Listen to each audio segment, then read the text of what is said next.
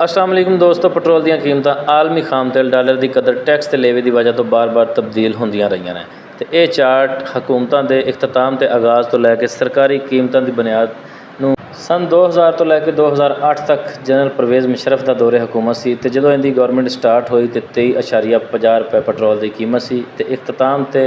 Total ਕੀਮਤ petrol ਦੀ ਸੀ 57 ਰੁਪਏ ਤੇ ਇਹਦੇ ਵਿੱਚ ਮਜਮੂਈ ਇਜ਼ਾਫਾ 33 ਰੁਪਏ ਦਾ ਹੋਇਆ।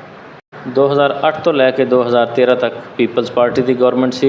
ਜਿਨ੍ਹਾਂ ਨੇ ਵਜ਼ੀਰ ਆਜ਼ਮ ਯੂਸਫ ਰਜ਼ਾ ਗਿਲਾਨੀ ਨੂੰ ਨਾਮਜ਼ਦ ਕੀਤਾ ਤੇ ਨਾਲ ਇਹਨਾਂ ਦਾ ਟਨਿਓਰ ਰਾਜਾ ਪਰਵੇਜ਼ ਅਸ਼ਰਫ ਦੇ ਵੀ ਸੀ। ਜਦੋਂ ਇਹਨਾਂ ਦੀ ਗਵਰਨਮੈਂਟ ਸਟਾਰਟ ਹੋਈ ਤੇ ਪੈਟਰੋਲ ਦੀ ਕੀਮਤ 57 ਰੁਪਏ ਸੀ ਤੇ ਜਦੋਂ ਇਹਨਾਂ ਦੀ ਗਵਰਨਮੈਂਟ ਦਾ ਇਖਤਤਾਮ ਹੋਇਆ ਤੇ 108 ਰੁਪਏ ਪੈਟਰੋਲ ਦੀ ਕੀਮਤ ਸੀ, ਯਾਨੀ ਕਿ ਮਜਮੂਈ ਤੌਰ ਤੇ 51 ਰੁਪਏ ਪੀਪਲਸ ਪਾਰਟੀ ਦੇ ਦੌਰ 'ਚ ਪੈਟਰੋਲ ਦੀ ਕੀਮਤ ਵਿੱਚ ਇਜ਼ਾਫਾ ਹੋਇਆ। ਦੋਸਤੋ 2013 ਤੋਂ ਲੈ ਕੇ 18 ਤੱਕ ਗਵਰਨਮੈਂਟ ਪਾਕਿਸਤਾਨ ਮੁਸਲਿਮ ਲੀਗ ਨੂਨ ਦੀ ਸੀ ਤੇ ਜਿਹਦਾ ਵਜ਼ੀਰ ਆਜ਼ਮ ਨਵਾਜ਼ ਸ਼ਰੀਫ ਸਨ।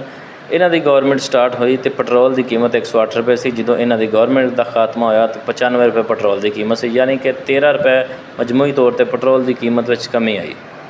2018 ਤੋਂ ਲੈ ਕੇ 2022 ਤੱਕ ਪਾਕਿਸਤਾਨ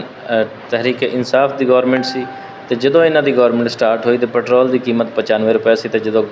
ਗਵਰਨਮੈਂਟ ਦਾ ਖਾਤਮਾ ਹੋਇਆ ਤੇ 150 ਰੁਪਏ ਪੈਟਰੋਲ ਦੀ ਕੀਮਤ ਸੀ, ਯਾਨੀ ਕਿ 55 ਰੁਪਏ ਮਜਮੂਈ ਤੌਰ ਤੇ ਪੈਟਰੋਲ ਦੀ ਕੀਮਤ ਵਿੱਚ ਇਜ਼ਾਫਾ ਹੋਇਆ। ਅੱਛਾ ਦੋਸਤੋ, ਅਪ੍ਰੈਲ 2022 ਤੋਂ ਪਾਕਿਸਤਾਨ ਮੁਸਲਿਮ ਲੀਗ ਦੀ ਗਵਰਨਮੈਂਟ ਸਟਾਰਟ ਹੋਈ ਜਿਹਦੇ 'ਚ ਵਜ਼ੀਰ ਆਜ਼ਮ ਮੀਆਂ ਮੁਹੰਮਦ ਸ਼ਹਬਾਜ਼ ਸ਼ਰੀਫ ਨੇ ਤੇ 2025 ਤੋਂ ਲੈ ਕੇ ਹੁਣ ਤੱਕ ਉਹ ਗਵਰਨਮੈਂਟ ਕੰਟੀਨਿਊ ਕਰ ਰਹੀ ਹੈ ਹਾਲੇ ਤੱਕ। ਤੇ ਜਦੋਂ ਇਹਨਾਂ ਦੀ ਗਵਰਨਮੈਂਟ ਸਟਾਰਟ ਹੋਈ ਤਾਂ ਪੈਟਰੋਲ ਦੀ ਕੀਮਤ 150 ਰੁਪਏ ਸੀ ਤੇ ਇਹਨਾਂ ਦੀ ਗਵਰਨਮੈਂਟ ਚੱਲ ਰਹੀ ਹੈ 331 ਤੋਂ ਲੈ ਕੇ 273 ਰੁਪਏ ਤੱਕ